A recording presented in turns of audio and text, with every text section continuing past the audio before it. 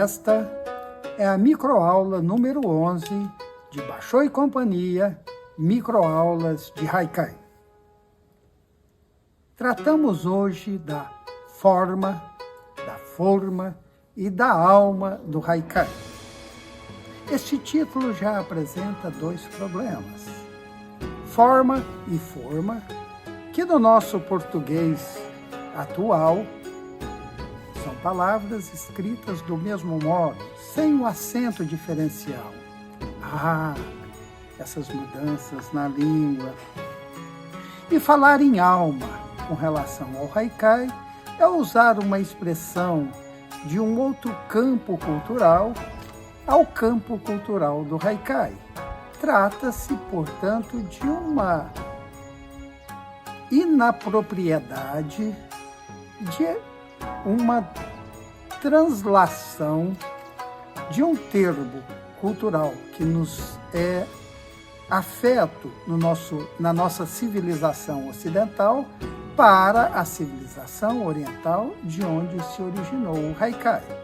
Ainda assim, deixemos passar essa inapropriedade, porque ela, de certa forma, faz sentido nos termos nossos ocidentais. Haikai. Este é o nosso tema. Haikai é escrito segundo o vocabulário ortográfico da língua portuguesa que utilizamos no Brasil, com C. Prefiro eu que a palavra permaneça escrita com o K. E o motivo é simples. O K nos induz a perceber neste pequeno poema a sua origem, que o C disfarça. É preferível que utilizemos com K, tendo em vista preservar um mínimo das origens do Haikai tradicional. É como se quiséssemos, no soneto, por exemplo, tratar o soneto não com 14 versos, mas o soneto com mais um terceto. E aí já não temos o soneto petrarquiano propriamente dito, temos o soneto luxurioso à maneira de Aretino. Mas não é o caso. Haikai, seja o Haikai do Volpe com C, seja o Haikai ao modo que eu acho mais legitimamente bebendo nas suas fontes orientais com K, o Haikai é sempre um terceto. Está claro, e isso é repetido muitas vezes, um lugar comum daqueles que tratam do Haikai. Se o Haikai é um terceto, nem todo terceto é um Haikai. O terceto é uma estrofe com 3 versos. O Haikai é um poema com 3 versos. Um terceto pode ter a métrica que tiver, a forma de rimas que calhar ao poeta que o escreve, mas um Haikai deve procurar algumas características bases que estão nos fundamentos da forma poética. Um deles, os 17 sons na língua japonesa, que, no modo como escrevemos os versos em língua portuguesa, foram traduzidos para 17 sílabas poéticas. Sílabas e sons, como é no japonês, não são a mesma coisa, mas mais ou menos se equivalem. Talvez fosse mais equivalente se estivéssemos utilizando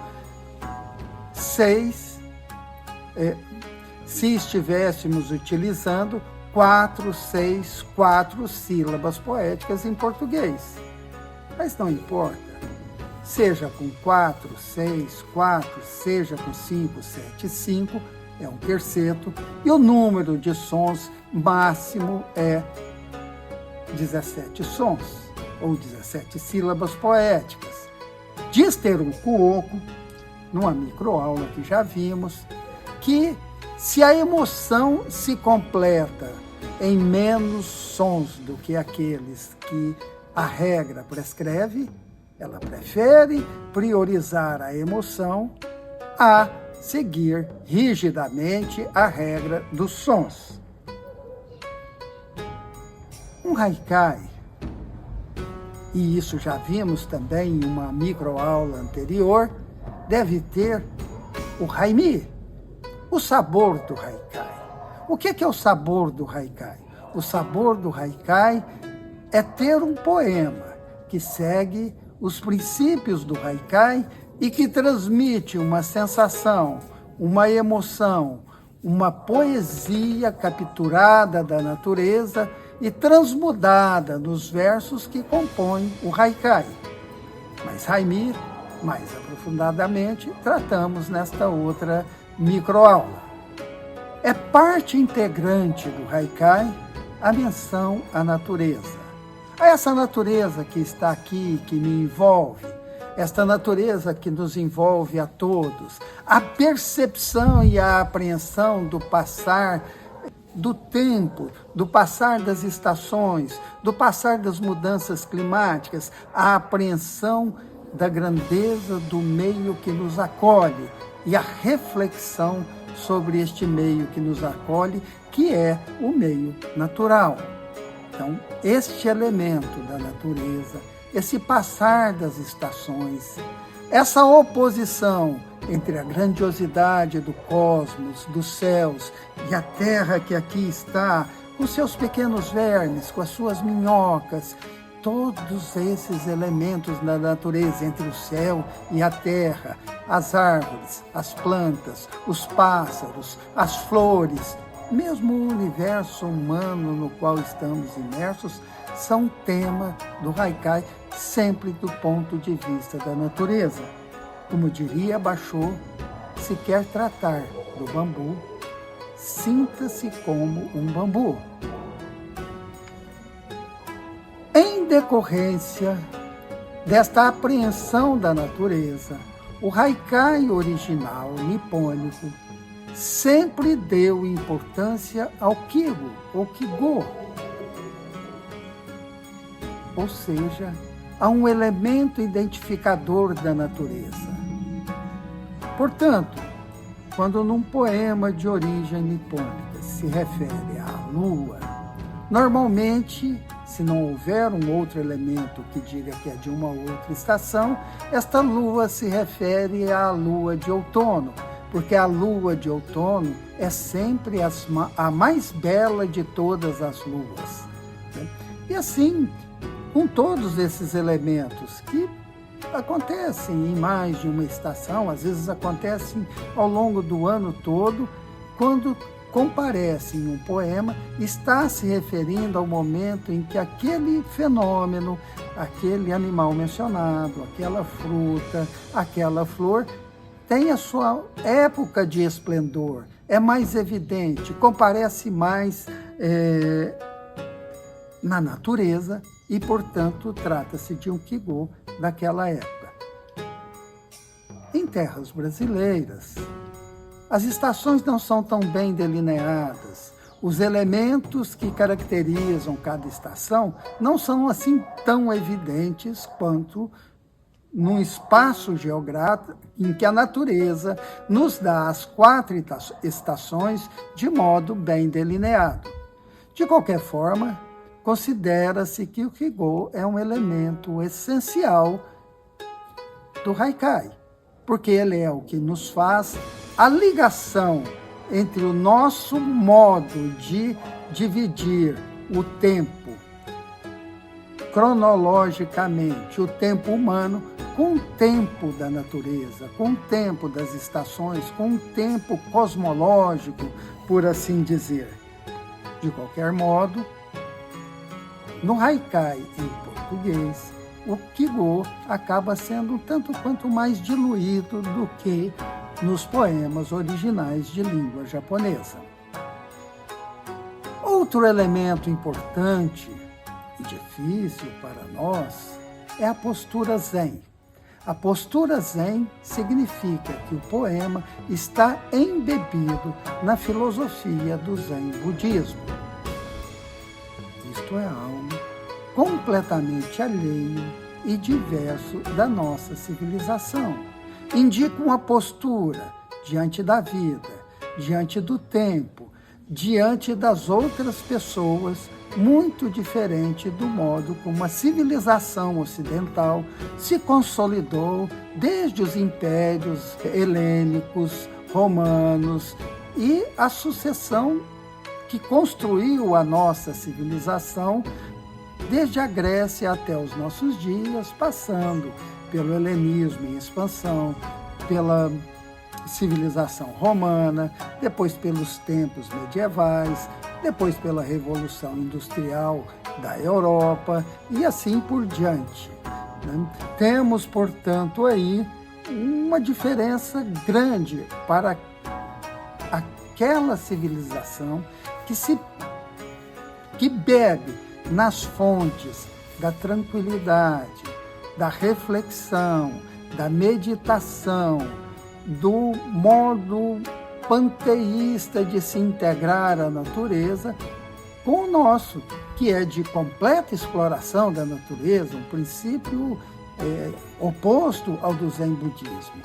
Daí também a grandeza de fazermos poesia ao modo do Haikai e ao modo Zen budista, que é informar a nossa civilização exploratória, destruidora, um outro modo de ver o mundo, que seja um modo pacificado, meditativo, reflexivo.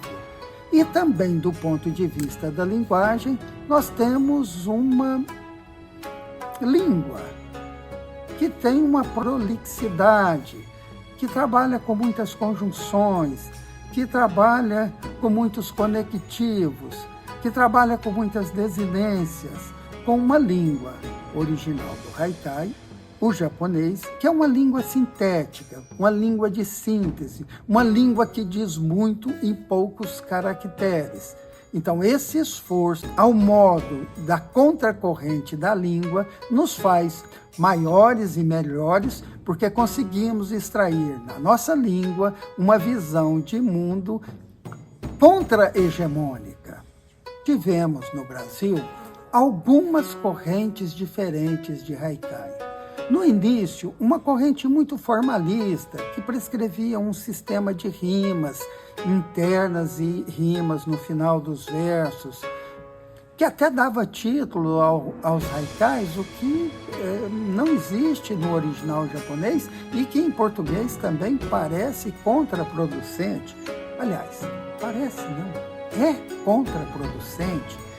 Tivemos depois um período em que aquele haikai muito formalista, muito cheio de regras em português, mas regras para a língua portuguesa, não regras que buscavam trazer para a nossa língua o espírito do haikai original. Tivemos um momento de liberdade, de contraposição àquela formalidade, com os nossos haikais seguindo princípios ou antiprincípios de liberdade, de exploração livre da linguagem. Nesse período, os haikais se tornaram pequenas peças de humor, pequenas peças de expressão aforismáticas, pequenas peças que mostravam a inteligência do autor, mas não mostravam, no mais das vezes, na maioria das vezes, o espírito do haikai. Não estou dizendo que não eram poesia ou que não eram peças literárias, tercetos interessantes. Estou dizendo que eles não estavam de acordo com aquele espírito original do haikai. Já nos nossos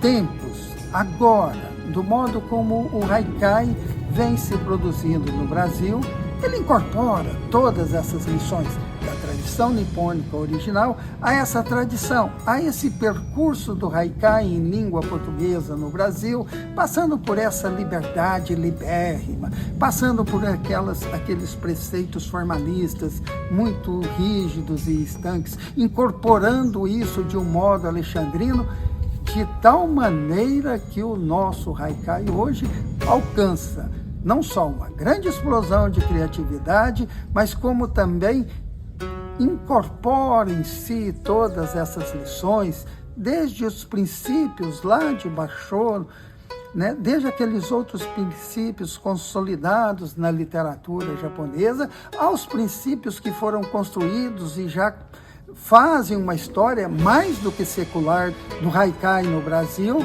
e assim temos um momento de muita expressividade do nosso haikai. O que temos, portanto, é um período hoje de muita invenção no quadro da tradição. Longa vida ao haikai no Japão, em todos os países do mundo e no Brasil. Obrigado. Voltamos em 10 dias.